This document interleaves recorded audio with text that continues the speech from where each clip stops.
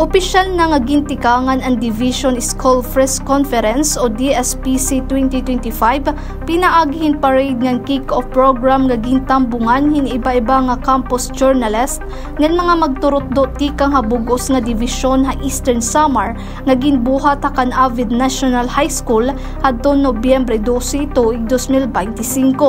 Ini nga upat ka adlaw nga kompetisyon na naglalakipin mga individual nga grupo nga partisipante para duha nga kategorya, English ngan Filipino, nga maglaban-laban ha news writing, sports writing, feature writing, radio broadcasting, sci-tech writing ngan iba pa. Kakulop nga adlaw alas 4:40 naabot nahin 1,835 ang kabug-osan nga restrado, 1,524 dinhi ang mga campus journalist, ng 311 nga school keeper advisor o SPE, tika nga 51 nga sekundaryang eskwelahan, 47 hapan publiko ngan upat nga pribado nga eskwelahan.